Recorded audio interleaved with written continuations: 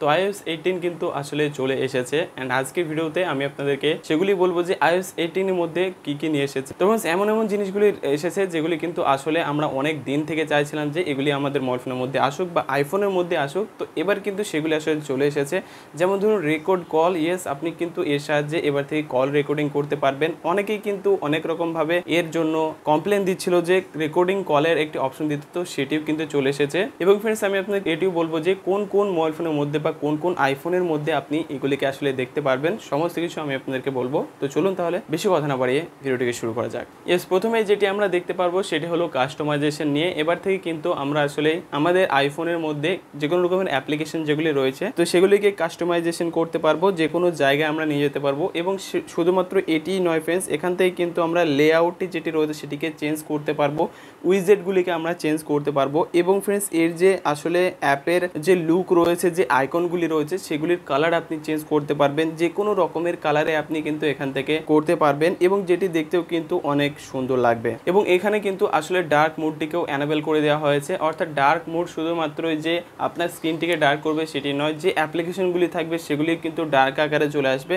এবং ফ্রেন্ডস যেগুলি দেখতেও কিন্তু অনেকটাই আসলে সুন্দর লাগছিল বা আই ক্যাচি কিন্তু লাগবে। একটি বড় আপডেট এসেছে আমাদের কন্ট্রোল সেন্টারের মধ্যে, অর্থাৎ যেখান থেকে আমরা উপর থেকে নিচে আসি এবং যে কন্ট্রোল সেন্টার রয়েছে এগুলির সাহায্যে আমরা কিন্তু অনেক কিছু আসলে কন্ট্রোল করতে পারবো। এবং এখানে কিন্তু আসলে যে অপশনগুলি রয়েছে সেগুলিকে আপনি এদিক ওদিক আমরা আসলে এবার থেকে করতে পারবো। এবং সাথে সাথে কিন্তু এখানে যে কোনো রকমের অ্যাপ্লিকেশনও কিন্তু শর্টকাট হিসাবে রাখতে পারবো এবং এখান থেকে সেগুলিকে আমরা ওপেন করতে পারবো। এবং যে আসলে লেআউটগুলি রয়েছে যে কন্ট্রোলের সেগুলি কিন্তু আমরা বড় ছোটও করতে পারবো এখান থেকে। এবং সেগুলির একটি গ্রুপও আমরা কিন্তু এই কন্ট্রোল সেন্টারের উপরে বানিয়ে রাখতে পারবো। অর্থাৎ কন্ট্রোল সেন্টারের মধ্যে কিন্তু খুবই বড় এখানে আসলে চেঞ্জেস নিয়ে আসা হয়েছে, যেটি কিন্তু ডেফিনেটলি আমারও অনেকটাই ভালো লেগেছে। ইয়েস, ফটোস অ্যাপের মধ্যে সব থেকে বড় চেঞ্জেস এবার নিয়ে আসা হয়েছে। অনেক দিন থেকে কিন্তু আমরা আসলে ফটোস অ্যাপের মধ্যে কোনো রকমের চেঞ্জেস দেখতে পারছিলাম না, বাট এবার কিন্তু ফটোস অ্যাপের মধ্যে আমরা চেঞ্জেস দেখতে পারছিলাম।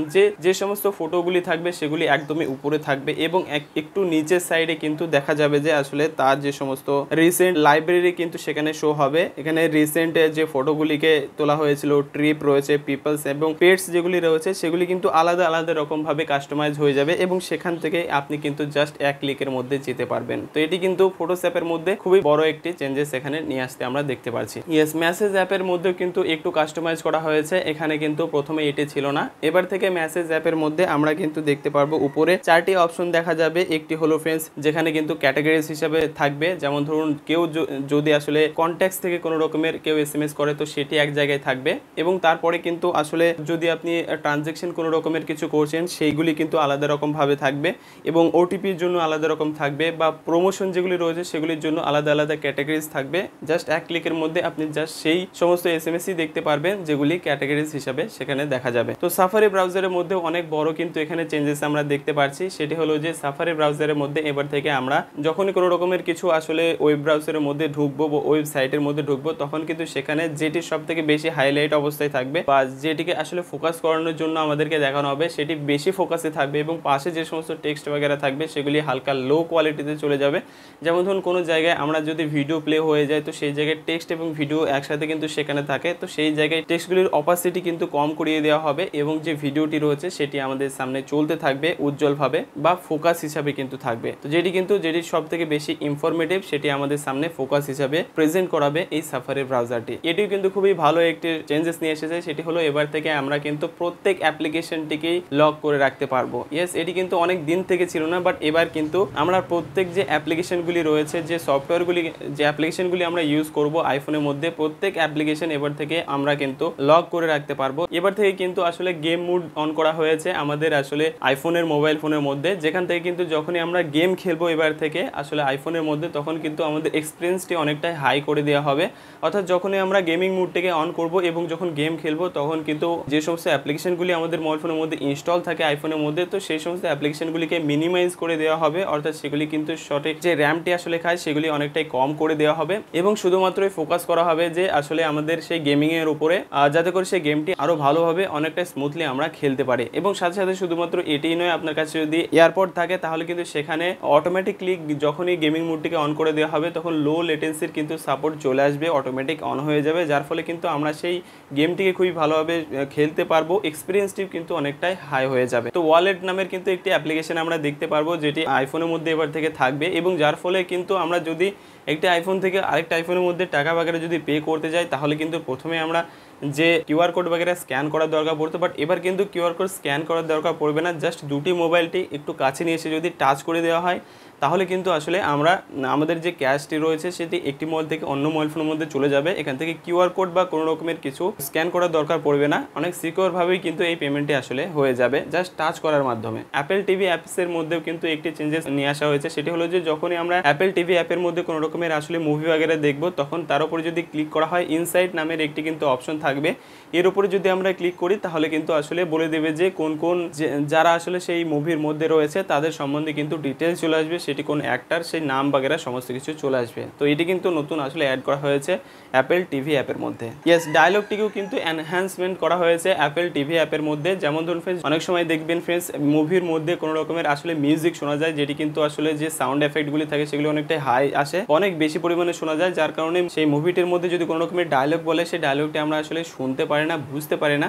তো এই জায়গায় কিন্তু আসলে কি করা হয়েছে এবার থেকে, যদি আপনি ডায়লগটি যদি আপনি অন করে দেন ডায়লগ মোডটি, তাহলে কিন্তু শুধুমাত্র সেই কথাগুলো একটু জোরে জোরে শোনা যাবে এবং আপনি বুঝতে পারবেন ক্লিয়ারলি, এবং যে ব্যাকগ্রাউন্ডে যে মিউজিকগুলি রয়েছে সেগুলি হালকা কম করিয়ে দেওয়া হবে। তো ইয়েস, এটিও কিন্তু খুবই বড় একটি আপডেট, এগুলি কিন্তু আমাদের লক্ষ্য করা হচ্ছে যেটি শুধুমাত্রই আমরা আইফোনের মধ্যেই দেখতে পারবো। এছাড়াও ফ্রেন্ডস আসলে এয়ারপোর্টের মধ্যে আরও একটি চেঞ্জেস নিয়ে আসা হয়েছে, সেটি কিন্তু আমরা বলতে ভুলে গেছি। তো এটি হলো যে ফ্রেন্ডস আসলে যদি কখনো কেউ কল করে তাহলে কল করার দরুন যদি আপনি সেটিকে আসলে কলটিকে রিসিভ করতে চান তাহলে আপনি এইরকম করে ভাবে হ্যাঁ টাইপের আপনি যখনই করবেন, মানে মাথাটি যখন উপর নিচে করবেন তখন কিন্তু সেটি মানে অটোমেটিক ধরা হয়ে যাবে, আপনাকে টাচ করার দরকার পড়বে না। এবং যদি আসলে আপনি সেই কলটিকে রিসিভ করতে না চান তাহলে এরকমভাবে যদি আপনি না টাইপের মাথাটি ঘুরিয়ে দেন তাহলে কিন্তু জাস্ট আপনার সেটি রিসিভ হবে না, রিজেক্ট হয়ে যাবে। তো ইয়েস, এটিও কিন্তু ভালোই বড় একটি আপডেট যেটিও কিন্তু আমরা আসলে দেখতে পারবো এয়ারপোর্টসের মধ্যে। তো চলুন তাহলে এবার একটু iOS 18 এর মধ্যে এআই ফিচারের মধ্যে কি কি চেঞ্জেস নিয়ে এসেছে আমি আপনাদেরকে সেগুলি বলে দিচ্ছি। এখানে এআই এর মধ্যে প্রথমে যেটি আমরা দেখতে পারবো সেটি হলো মেলের মধ্যে। এবার থেকে যখনই আমরা কাউকে যদি আমরা মেল লিখে দিই তাহলে কিন্তু সেটিকে আমরা আসলে সামারাইজ করতে পারবো, কাস্টমাইজেশন করতে পারবো, সেখানে যদি কোনো রকমের সেটি আসলে কোনভাবে লিখলে ভালো হবে সেই রকমের কিন্তু আসলে সাজেশন আমাদের দেবে, এবং যেটি আপনার পছন্দ হবে সেটিকে আপনি আসলে আবার তাকে সেন্ড করতে পারবেন। এছাড়া বলা হচ্ছে যে আসলে কেউ যদি কোনো রকমের ইমেল পাঠায় যে আপনি কেমন আছেন কিংবা এরকম কোনো কোয়েশ্চেন লিখে থাকে তাহলে অটোমেটিক কিন্তু তার রিপ্লাই নিয়ে রেডি থাকবে, এবং ফ্রেন্ডস আপনাকে শুধু সেন্ড করে দিলে কিন্তু তার কাছে চলে যাবে, এবং আপনাকে সেগুলিকে কিন্তু আসলে নিজে থেকেই লিখতে হবে না। এআই সিস্টেমটি আবারও কিন্তু আমাদের চলে আসে আসলে ফটোস অ্যাপের মধ্যেও। ফটোস অ্যাপের মধ্যে আমাদের যে ফটো রয়েছে, ফটোর মধ্যে ব্যাকগ্রাউন্ডে যদি কোনো কিছু থাকে আনওয়ান্টেড, যেগুলি আমরা আসলে চাই না যে সেগুলিকে ব্যাকগ্রাউন্ডে থাকুক, তাহলে কিন্তু জাস্ট আমরা এরকমভাবে তার উপর ব্রাশ করে দিলেই কিন্তু আসলে সেটি এর সাহায্যে আসলে রিমুভ হয়ে যাবে এবং অনেকটাই ক্লিন লাগবে, একদমই রিয়েল মতো আপনি আসলে সেটি দেখতে পারবেন। এছাড়াও কিন্তু ফটোস অ্যাপের মধ্যে আরও একটি বিষয় আমরা দেখতে পারবো, সেটি হলো যে ফটোস অ্যাপের মধ্যে যদি কোনো রকমের আমরা ফটোস দেখতে চাই, অর্থাৎ ধরুন ফ্রেন্ডস আমাদের অনেক দিন আগে ফটোটি ক্যাপচার করেছিলাম, বাট আমার এটি মনে হচ্ছে যে সেখানে আমি কোন কালারের জামা পরেছিলাম, কোনো চশমা পরেছিলাম কিনা, কিংবা কোন রকমের এনভায়রনমেন্ট রয়েছে, তো সেটিকে জাস্ট আমরা লিখে দেবো যে আমি এই কালারের জামা পরেছিলাম এবং আমার চোখে চশমা ছিল সেই ফটোটি। তো এইরকমভাবে যেমন টাইপের আপনি আসলে লিখবেন সেই রকমের কিন্তু জাস্ট ফটোটি আপনার সামনে শো করিয়ে দেওয়া হবে। তো এটি কিন্তু ডেফিনেটলি অনেকটাই ভালো ফিচার, আমরা কিন্তু অনেকে অ্যাকচুয়ালি অনেক রকমের ফটো ব্যাগের ক্যাপচার করি, তো ডেফিনেটলি এআই কিন্তু আমাদেরকে অনেকটাই সহজ করে দিচ্ছে। এছাড়াও আরও একটি বিষয় যেটি কিন্তু সব থেকে মোস্ট ইম্পর্টেন্ট, সেটি হলো ChatGPT, যেটিকে কিন্তু আসলে অ্যাপেল কিন্তু একদমই ফ্রিতে করে দেবে iOS 18 এর মধ্যে, একদম ফ্রিতে আমরা কিন্তু ইউজ করতে পারবো।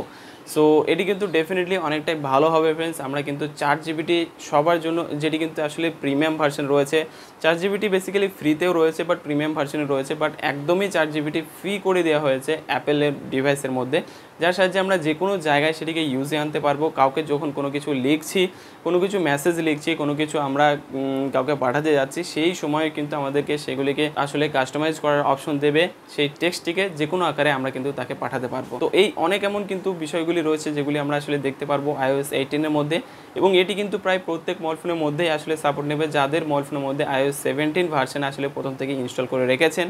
তাদের মোবাইল ফোনের মধ্যেও কিন্তু এবার সেই মোবাইল ফোনগুলির মধ্যেও কিন্তু iOS 18 ভার্সনটি কিন্তু ইনস্টল করতে পারবেন। তো এখানে কিন্তু নিচে আমি অনেক এমন মোবাইলের লিস্ট দিয়ে দিয়েছি, সেই মোবাইলের লিস্ট অনুযায়ী আপনি দেখতে পারেন যে আপনার মোবাইল ফোনের মধ্যেও কিন্তু এটি আসলে ইউজ করতে পারবেন। তো এই অনেকগুলো বিষয়গুলি ছিল যেগুলি কিন্তু আপনি আসলে দেখতে পারবেন iOS 18 ভার্সনের মধ্যে, যেটি কিন্তু WWDC তে আসলে ইভেন্টে আইফোনের কর্তৃপক্ষ থেকে সমস্ত কিছু আসলে জানা গিয়েছে। অ্যান্ড ভিডিওটি যদি ভালো লাগে থাকে অবশ্যই ভিডিওকে লাইক করুন। এই ধরনের ভিডিও পাওয়ার জন্য অবশ্যই চ্যানেলটিকে সাবস্ক্রাইব করে রাখবেন। So thank you.